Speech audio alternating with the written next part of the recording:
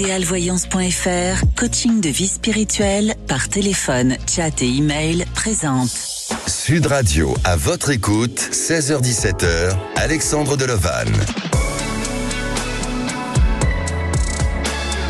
Bonjour à tous, ravi de vous retrouver jusqu'à 17h dans votre émission à votre écoute, mais aussi de finir cette semaine avec vous. Alors le week-end approche et qu'allez-vous faire ce week-end?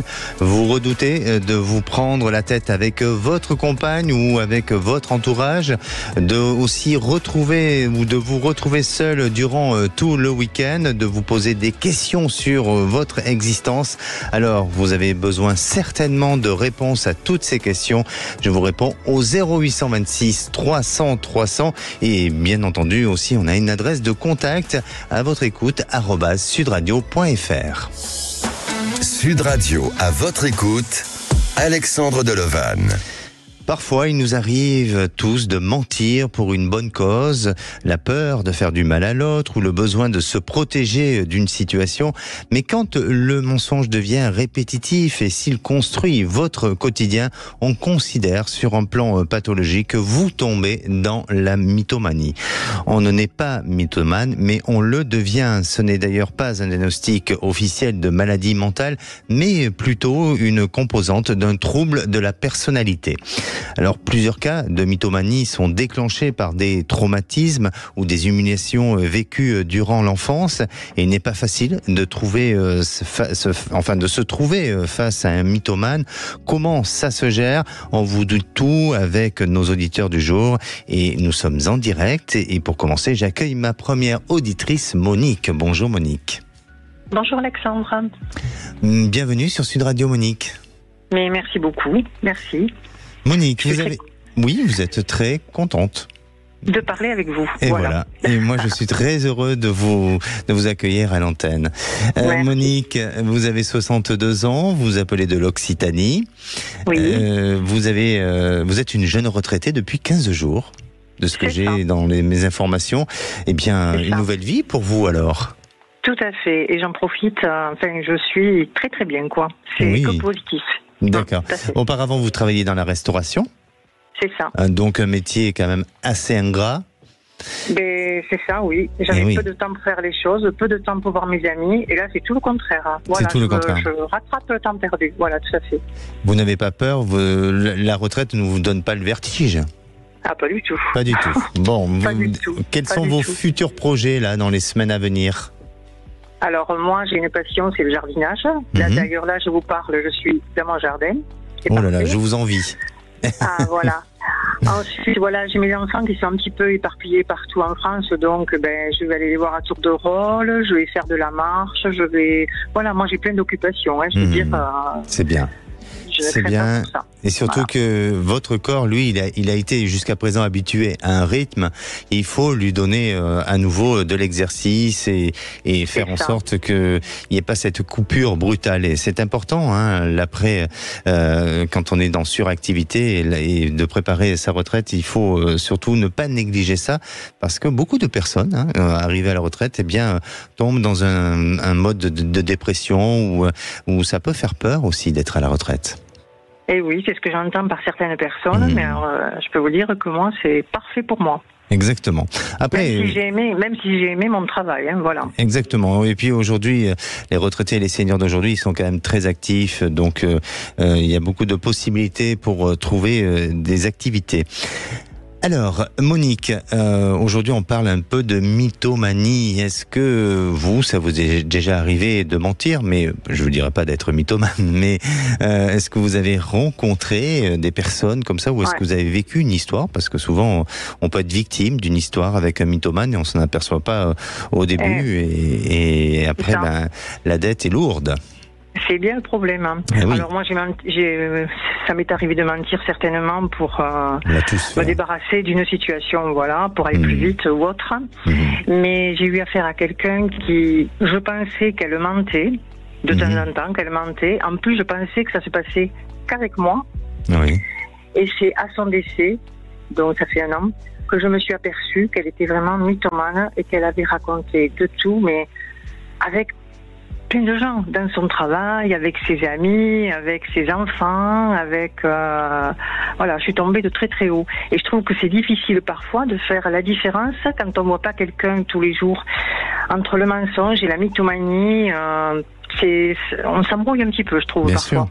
Bien sûr, parce qu'un mythomane, lui, il n'avoue jamais qu'il ment, car il ne distingue pas entre les faits réels et l'imaginaire. Et vous remarquerez aussi dans des observations psychologiques que généralement, un mythomane vous regarde droit dans les yeux pour lui permettre de surveiller vos réactions. Et si jamais vous lui dites, non, c'est pas vrai, tu es un menteur ou tu es une menteuse, eh bien, un mythomane peut devenir un peu, je ne vais pas dire agressif, mais il va essayer justement de soutenir ses arguments et de vous faire porter, vous, la faute du mensonge. Eh oui. Oui. Mais c'est vrai que je me suis pas vraiment aperçue de ça et je l'ai jamais mis au pied du mur non plus. Et je me dis finalement, si j'avais su que ce soit avec plusieurs personnes, si les gens avaient discuté entre eux, on aurait peut-être pu faire quelque chose pour elle.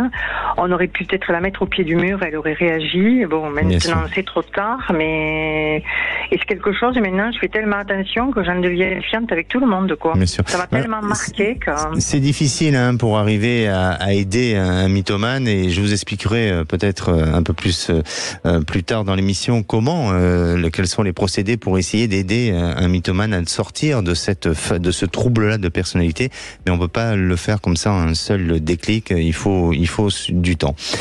Alors, Monique, vous avez rencontré une personne auparavant, il y a eu une séparation, cette personne est tombée malade. Oui. Et vous êtes aujourd'hui à ses côtés pour l'aider. Et vous posez des questions sur cette relation, cette histoire d'aujourd'hui. C'est bien ça? C'est ça. Alors, je suis pas à ses côtés en permanence. J'interviens de temps en temps. Je vais avec lui 1 à 2 fois par semaine pour faire... soit je lui fais du ménage, soit je vais marcher avec lui, soit je lui fais des massages, des choses qui puissent le détendre et tout. Mais j'ai l'impression que parfois il fait quelques allusions. Voilà, moi je fais pas attention parce que moi ma démarche au départ était purement amicale et parce qu'il avait besoin d'aide. C'est tout, il a de l'aide d'autres personnes, mais moi j'amène l'aide qu'il n'a pas justement par rapport à ça. Et pour moi, dans ma tête, j'avais l'impression, du moins, que c'était clair que moi, j'intervenais comme ça, mais pas pour créer une nouvelle relation. Et donc, je suis un peu perdue. Il me met un petit peu en porte-à-faux et je me dis, est-ce qu'il vaut mieux que je reste à ma place et je continue à faire comme je le fais sans qu'il y ait rien de plus? Est-ce qu'il se peut que, en fait, il y ait une relation qui reprenne, sachant qu'il a une maladie quand même assez lourde et qui va évoluer dans le temps, quoi. C'est quoi comme maladie? Le Parkinson. D'accord. Et aujourd'hui, il est conscient, il est lucide, il a un bon raisonnement. Oui. Il a eu de gros soucis de santé parce qu'il a fait des chutes, il a été opéré, ça a été compliqué. Mais là, ça commence à aller un peu mieux. D'accord. Mais la maladie est là quand même. La maladie est là. Est-ce que autour de lui, il a un entourage familial qui est là, qui l'aide ? Qu'il a en permanence, non. Alors il a, ses frères et sœurs, sa fille, qui peut intervenir. Il a beaucoup d'amis qui vont le voir, mais je dis les gens qui vont le voir. C'est bien tout. Sûr. Ils ne font pas. Oui. Et pourquoi ça s'est arrêté cette relation auparavant? Ça s'est arrêté parce que c'est moi qui l'ai arrêté, parce que, je lui avais posé la question. Moi, je trouvais que dans cette relation, on faisait rien. Bon, moi, je travaillais. J'avais mon métier qui me prenait beaucoup de temps. Mais en dehors de mon travail, on partageait pas des activités ensemble. Lui, ce qui importait, c'est que je sois là près de lui. Il était content. D'accord. Il était satisfait comme ça. Et moi, j'en demandais un petit peu plus, quoi. Voilà. Bien sûr. Et depuis combien de temps vous avez arrêté cette histoire? 2019. 2019. Donc, maintenant, il y a 5 ans. Ouais. J'ai ma réalisatrice qui me montre la main, les 5 doigts, au cas où j'arriverai pas à compter. C'est bien d'être assisté. Merci Marie.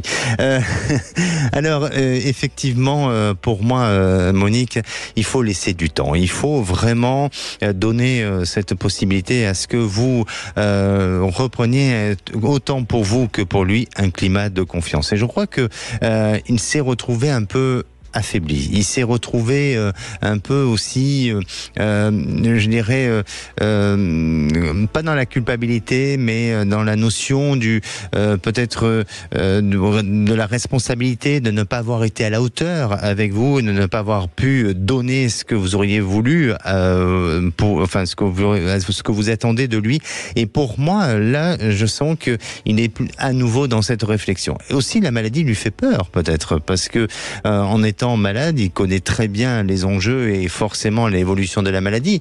Donc, il a peut-être peur de vous laisser une responsabilité et que vous deveniez complètement son infirmière. Donc, il y a tout un aspect psychologique chez lui qui est en fonctionnement et en réflexion et qui l'amène peut-être à réfléchir autrement et différemment.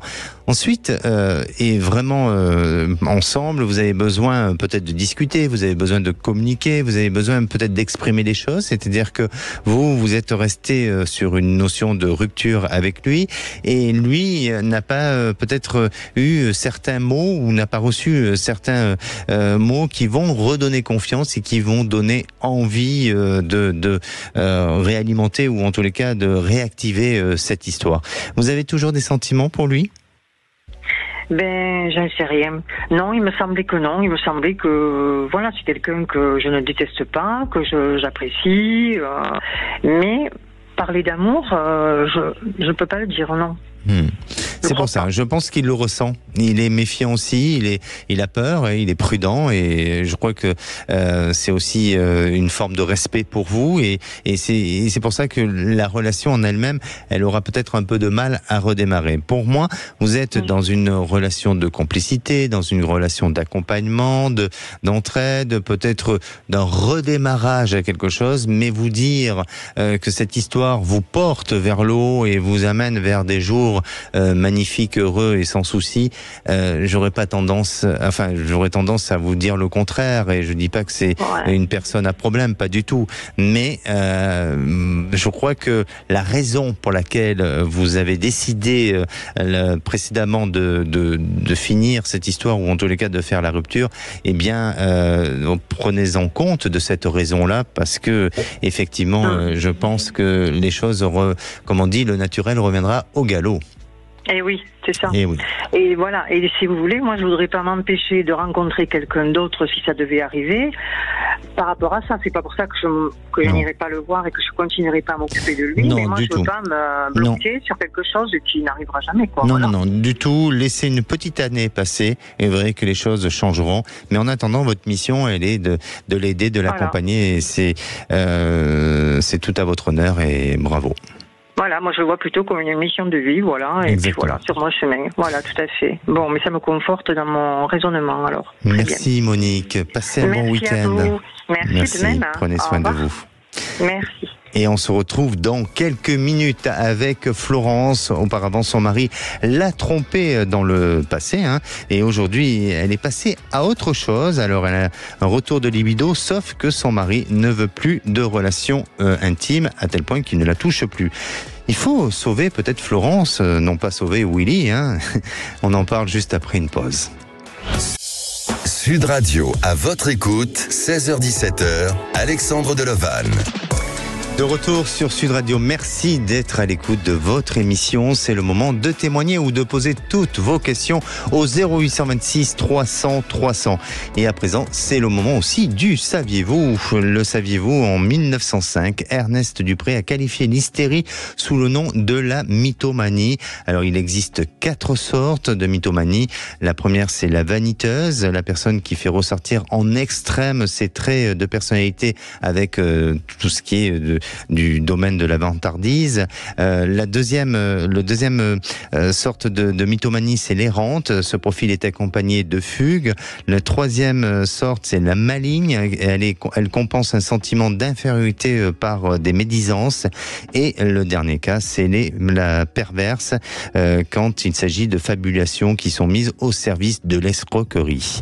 Et à présent, c'est à vous de poster toutes vos idées, vos commentaires sur le groupe À votre écoute sur Facebook. Bonjour Florence. Bonjour Alexandre. Bienvenue sur Sud Radio. Merci. Alors Florence, est-ce que vous avez été victime d'une personne mythomane? Victime, non.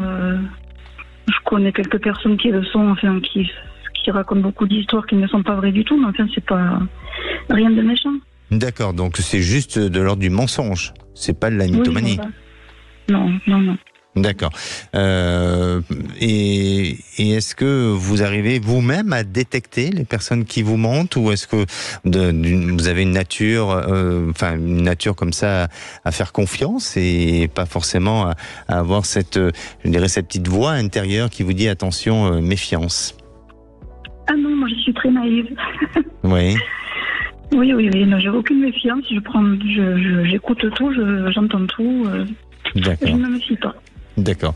Et vous êtes souvent fait avoir? Rarement, finalement. D'accord. Oui. Bon, parce que vous êtes prudente malgré tout.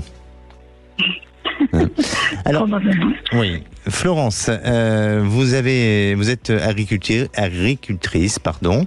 Vous habitez Perpignan et vous avez un souci de couple parce que auparavant, il y a eu un coup de canif dans votre couple. Votre mari a eu une relation extra-conjugale. Vous l'avez, on va dire, je sais pas pardonné, mais enfin, vous êtes passé à autre chose.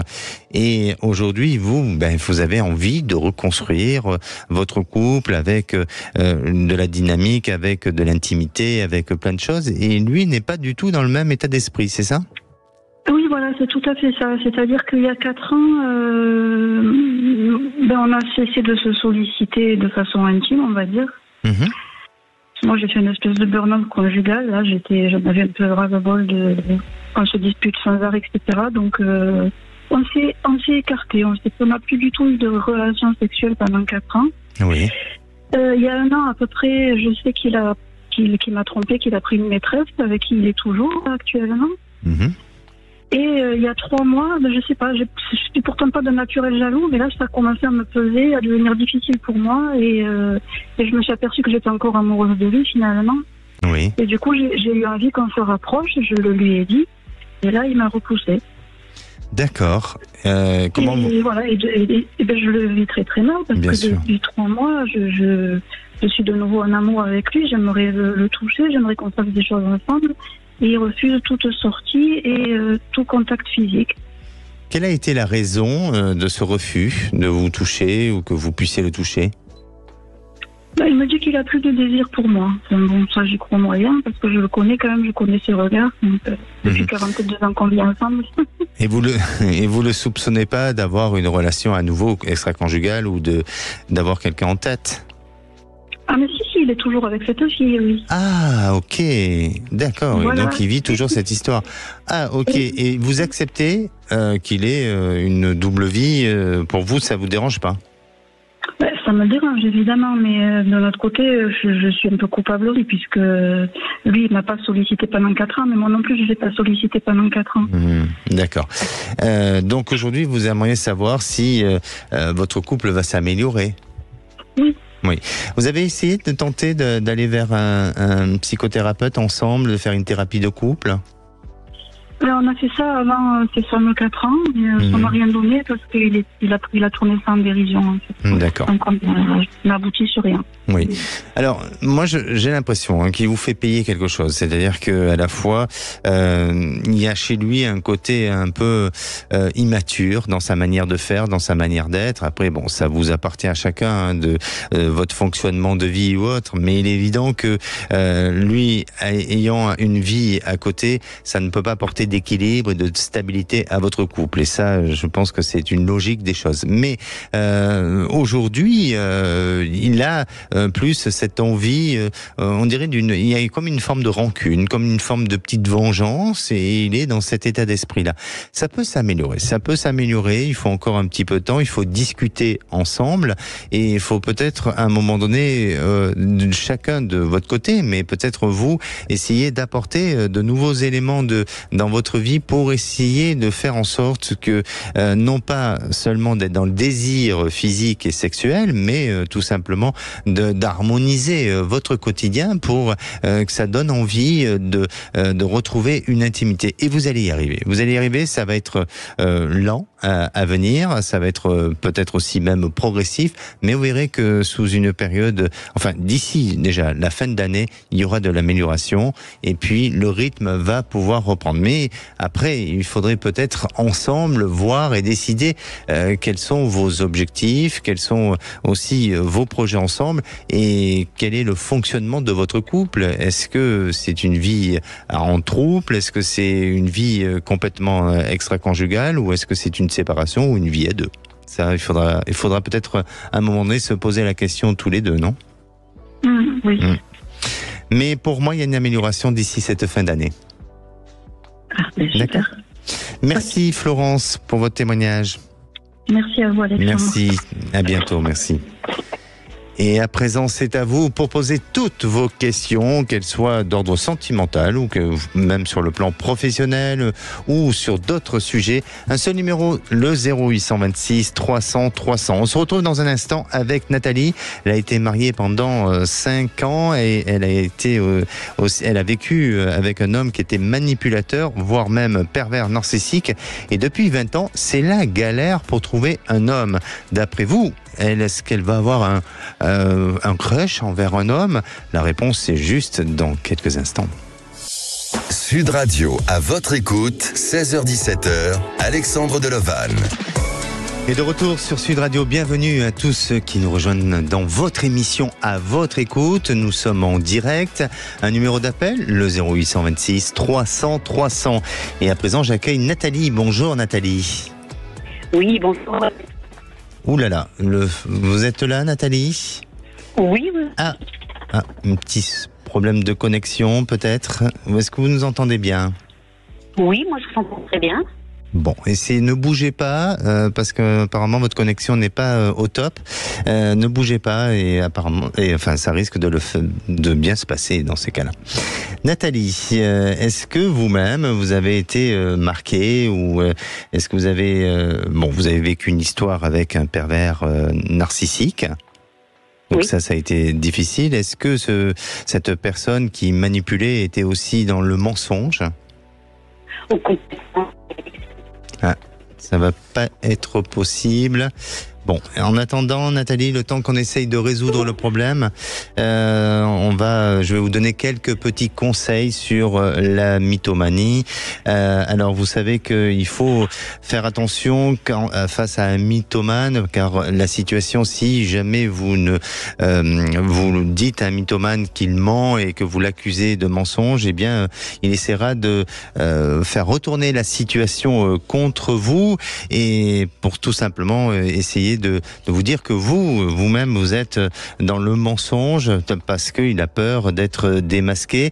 Alors, on l'a dit, un mythomane ne ment jamais, n'avoue jamais, pardon, il ment toujours, évidemment, et il raconte beaucoup plus de détails pour donner plus de réalité à son histoire. Et un mythomane, c'est souvent très imaginatif et très créatif, et on a du mal à arriver à faire le rapport entre le vrai et le faux. Alors peut-être que Nathalie est revenue. Est-ce que votre connexion est meilleure? J'ai l'impression. Vous m'entendez? Là, je vous entends bien, Nathalie. Ouf. Donc, oui, comme vous dites. C'est les aléas du direct. C'est normal. Exact. Voilà, on peut pas toujours faire les choses parfaitement. Il faut accepter que parfois il y a des petites erreurs, et c'est normal. Mais on a une équipe qui assure très très bien à ce niveau-là. Moi, ça prouve que c'est bien en direct. Voilà, exactement, ça prouve que c'est du direct et encore plus par rapport avec tous les auditeurs et toutes les prédictions qui se font ou tout ce qui se dit, eh bien voilà, on est en direct. Alors Nathalie, vous avez vécu pendant quelques années avec un homme qui avait ce côté un peu pervers, narcissique, manipulateur. Beaucoup, et oui, pas un peu, oui. Beaucoup. Racontez-nous un petit peu. J'ai été mariée avec lui pendant 7 ans. Au bout de 7 ans, j'ai voulu me séparer. Ça a été très difficile. J'ai essayé de m'éloigner et quand je me suis éloignée, comme il ne pouvait plus passer par moi, il passait par les enfants et ça a été une galère pendant quelques années. Oui. Voilà, et ça m'a poursuivi. Écoute, il n'y a pas longtemps encore, il y a 3 ans de ça, lors d'une réunion familiale, les problèmes sont revenus et par l'intermédiaire encore des enfants qui sont grands maintenant, il s'est repassé. D'accord. Donc, ils obtiennent tout ce qu'ils veulent par toutes les stratèges possibles, inimaginables. Ils sont très, très fertiles en imagination du moment où ça atteint la personne qu'ils ont besoin d'atteindre. Bien sûr, vous étiez sa proie un peu, hein? Oui. Ouais. Comme il ne pouvait plus m'atteindre, il passait par l'intermédiaire des enfants. Et malheureusement, ces gens-là se servent beaucoup des enfants. Moi, ce que j'appelle ça des vampires. Voilà. Bien sûr. Et est-ce qu'il a essayé de vous isoler de votre famille ou de certains membres de votre entourage? Tout à fait, pendant des années, il m'a éloigné de ma famille, plus personne venait à la maison. D'ailleurs, même moi, il avait réussi à m'éloigner de la famille, tout à fait. Alors, quand il était parce qu'il a eu des phases de mensonge, j'imagine, et quand il était dans cette notion de mensonge et que vous disiez que c'était faux, comment lui réagissait ? C'était du harcèlement, il m'empêchait de dormir, il me parlait pendant des heures, j'étais fatiguée, j'avais les 2 enfants en bas âge, donc il m'avait un petit peu par la fatigue et voilà. Vous avez mis combien de temps pour vous séparer de cet homme? Au moment où vous avez pris conscience qu'il fallait arrêter, et le moment où vous avez vraiment activé les choses? Alors, activer les choses, je suis partie, j'ai demandé au juge de pouvoir me séparer. 99, 2005, le divorce pour faute. Ça n'a pas abouti à quoi que ce soit d'ailleurs. J'ai dû laisser tomber et abandonner. Donc, je suis partie de la région parisienne, parce que je vivais en région parisienne avec lui. Je me suis réfugiée en Auvergne. Donc là, il ne pouvait plus m'atteindre du tout. Mais comme les enfants continuaient à le voir, ça passait tout par les enfants. Voilà. D'accord. Là, vous êtes aujourd'hui à Clermont-Ferrand, c'est ça? C'est bien ça. D'accord. Notre réalisatrice, elle est contente parce qu'elle est de Clermont-Ferrand. C'est pour ça, elle sourit. On a un beau soleil en plus. Et vous avez un beau soleil. Bon, mais profitez. Aujourd'hui, donc 20 ans s'est écoulé. Oui. Et depuis cette histoire-là, vous n'avez pas retrouvé un équilibre ou vous n'avez pas trouvé une stabilité sentimentale. C'est bien ça? Non, parce que je me suis... comme je sais que le pervers narcissique, c'est très dangereux dans l'éducation des enfants, je me suis investie dans l'éducation de mes enfants pour surveiller, guetter, pour leur apprendre ce que c'est un pervers narcissique, pour justement éviter qu'ils tombent dans le piège, parce que quand vous êtes élevé par quelqu'un qui est comme ça, vous finissez par croire que cet état est normal. Donc je me suis battue avec ça pendant des années. Donc je me suis un peu oubliée, c'est vrai, j'ai fait passer ma vie de famille, mes enfants avant. Et puis, je pense que c'est légitime. À un moment donné, on peut aussi penser que nous-mêmes, nous sommes un peu pervers ou dans la manière de faire, d'agir. Est-ce que c'est pas nous qui le sont à ce moment-là? Vous voyez, on essaye d'inverser les rôles. Voilà. Oui. Exactement. Oui, parce qu'on tombe en dépression et bien bas et on finit par croire que tout est notre faute, que c'est nous qui n'allons pas, alors que c'est la personne qui est en face de vous qui vous le fait croire et vous finissez par le croire parce que vous n'avez plus personne. C'est pour ça qu'il nous éloigne et qui nous domine comme ça. Et il est important de garder son entourage et d'être à l'écoute de son entourage quand eux sentent que vous êtes en danger. Et que surtout l'entourage reste bien soudé pour épauler cette personne qui est en difficulté. Évidemment, Nathalie. Alors, aujourd'hui, quelle est votre question? J'imagine que vous ne voulez pas rencontrer à nouveau un pervers narcissique ou un mythomane. Vous voulez rencontrer un homme bien. Non, alors. Plus jamais de ma vie, je suis vaccinée. Oui. Et c'est pour ça, peut-être, 20 ans s'est écoulé, vous avez peut-être été méfiante, traumatisée par cette histoire, mais peut-être aussi méfiante. Est-ce que durant ces 20 ans et les personnes que vous avez rencontrées, est-ce que d'après vous, il n'y aurait pas eu une personne qui aurait pu être bien, mais qui vous a échappé parce que vous-même, vous n'étiez pas en phase avec cette sensibilité-là, ou en tous les cas, vous étiez dans vos peurs, dans vos craintes et méfiantes? Non, parce que dès l'instant où j'ai réussi à partir de la région parisienne, ça allait très bien pour moi, mais j'ai pas trouvé... ça a été très dur pendant 20 ans, si vous voulez, donc ça a été tellement dur, et la tête bien sur les épaules, d'être costaud, et ça j'ai pas trouvé. D'accord. Et votre question, c'est de savoir si vous allez trouver? Oui, quelqu'un qui est sur les épaules, qui a permis de se prendre la vie pour ce qui reste, comme on dit, les beaux jours sont devant nous, mais bon, ça diminue. Alors, pour moi, oui, mais c'est pas pour tout de suite, Nathalie. Je sens qu'il y a encore un peu d'attente et je vous sens avoir peut-être cette possibilité de rencontrer quelqu'un là, bientôt, mais ça ira pas très loin parce que aussi cette personne n'apportera pas suffisamment de confiance ou donnera pas suffisamment aussi d'espoir à ce que la relation puisse durer dans le temps. Mais on dirait que vous êtes amené à avoir de nouvelles activités dans l'avenir et c'est dans les moins de 2 ans, je ne dis pas dans 2 ans, mais dans moins de 2 ans, vous êtes amené à avoir des activités nouvelles, c'est des activités extérieures. Alors, je ne sais pas si vous êtes d'un tempérament assez dynamique ou est-ce que vous-même vous occupez beaucoup en extérieur ? Pas un petit peu moins ces dernières années. J'ai eu le cancer, donc j'ai faibli un petit peu. Mais c'est vrai que je m'ennuie beaucoup. Alors, c'est pour ça. Je vous sens vouloir vous dynamiser et peut-être entreprendre de nouvelles activités. Et c'est au travers de ces nouvelles activités que vous allez faire une jolie rencontre avec un homme. Alors, c'est très étrange, mais peut-être que vous aurez l'occasion de nous rappeler pour nous le dire. Mais je vois un homme avec son animal de compagnie. Je vois un chien à côté. Donc, et je parle de ça, c'est parce que pour lui, ça aura une grande importance.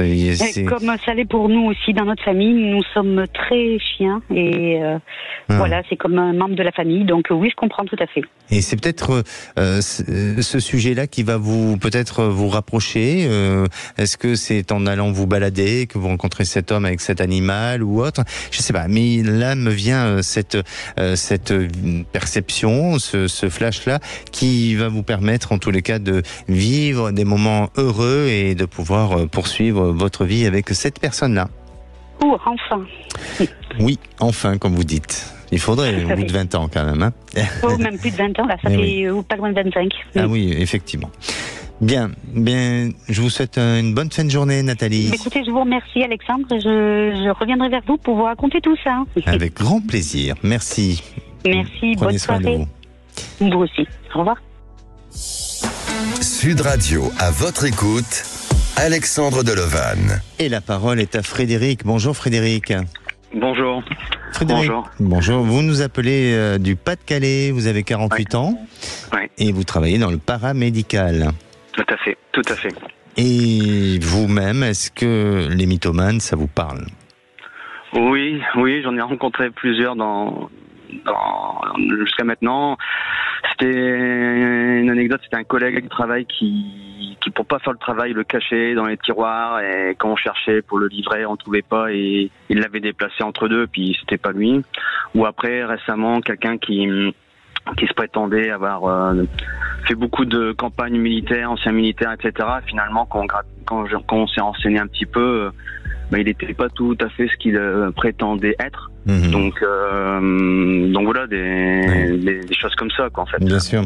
Alors après c'est vrai que parfois on peut il y a plusieurs phases de mensonge hein. On peut vouloir mentir pour se protéger de quelque chose mais quand on s'invente une vie c'est difficile et l'approche je pense pour arriver à aider la personne à sortir de cette mythomanie parce que la mythomanie vient des blessures de l'enfance c'est aussi de lui raconter son histoire dans sa vérité pour que progressivement sans trop le contrarier, mais progressivement, vous amenez la personne à la réalité et non pas à entretenir son histoire parce que des fois, même si on sait que face à nous, on a un mythomane, on veut tellement pas lui faire du mal ou le blesser qu'on lui laisse raconter l'histoire et puis on s'en désintéresse certes, mais on ne va pas de l'avant pour essayer de l'aider et le faire sortir de cette fragilité. Alors, ça demande beaucoup de temps, mais avec du temps, avec aussi de la thérapie, de l'accompagnement, eh bien on peut arriver à un résultat meilleur.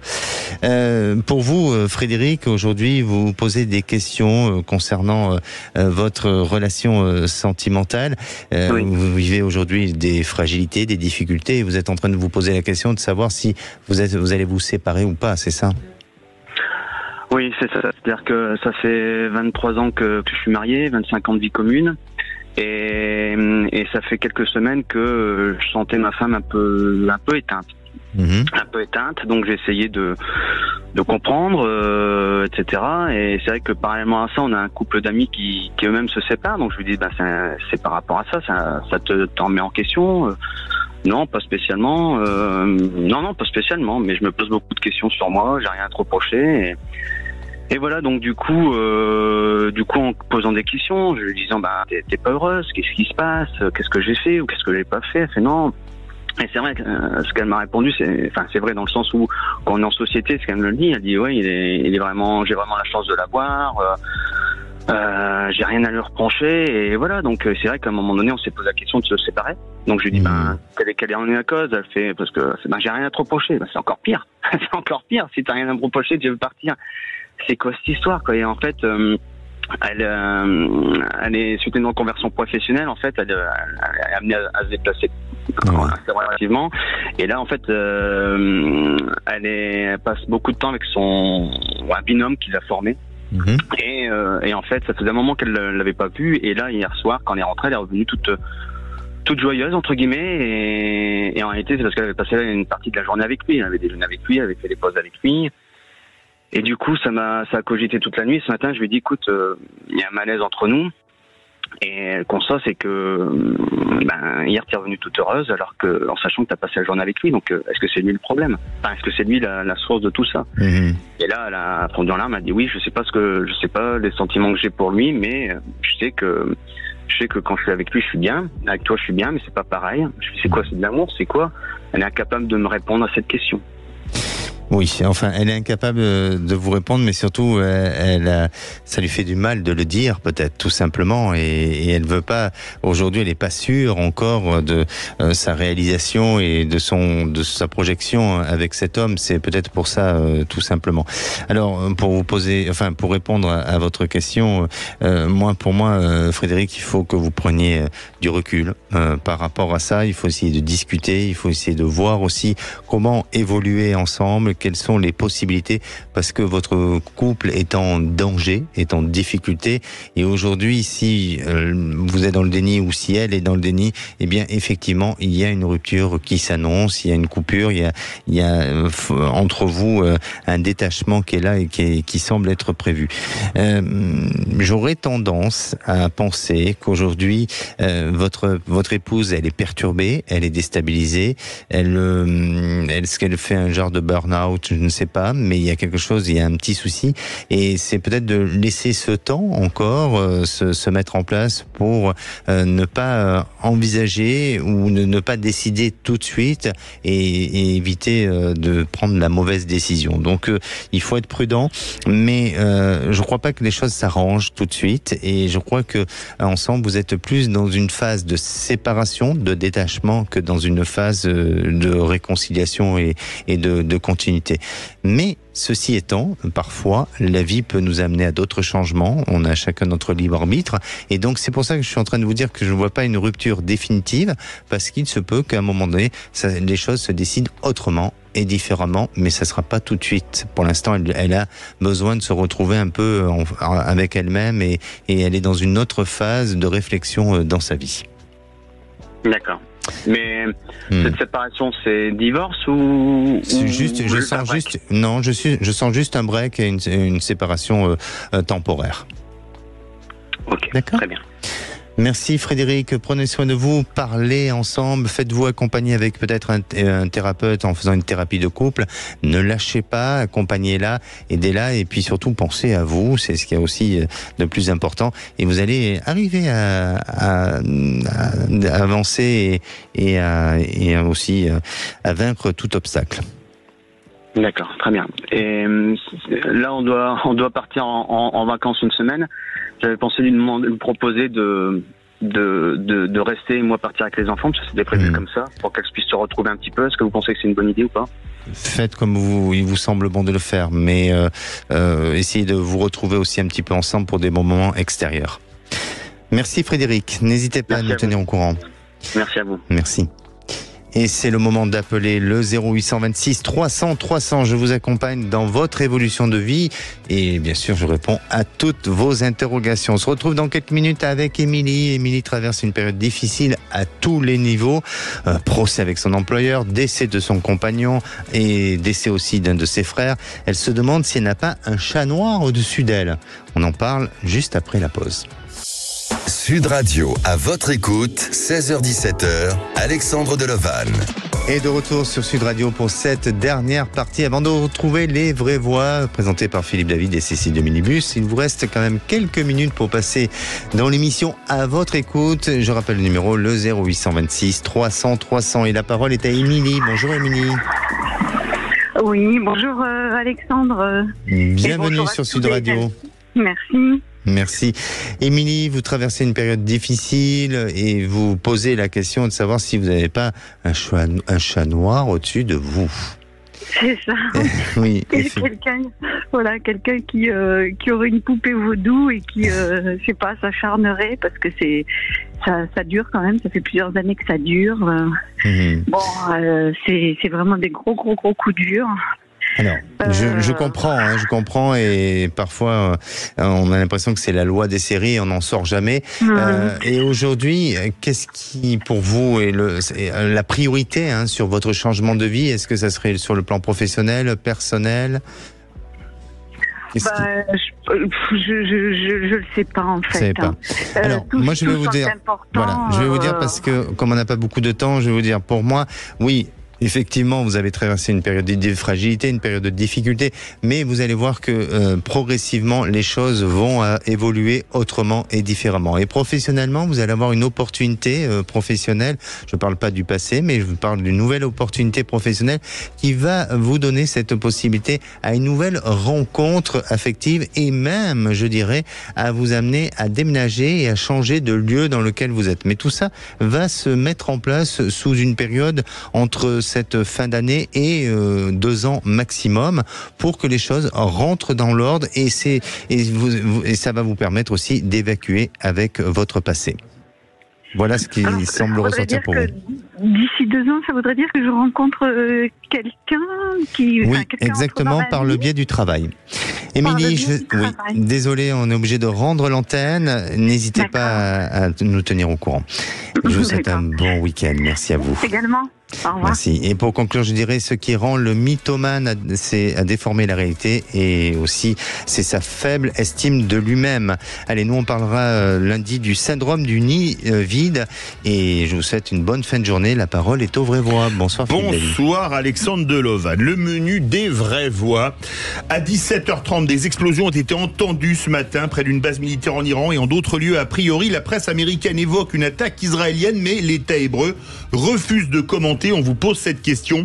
Frappe sur l'Iran, les pays arabes modérés doivent-ils soutenir officiellement Israël? Vous pensez que oui, vous pensez que non?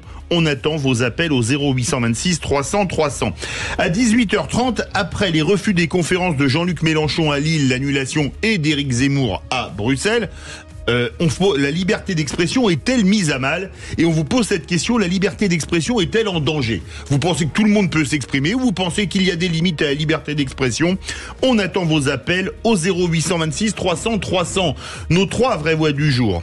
Philippe Bilger, René Chiche et Madi Seydi. Bonne émission.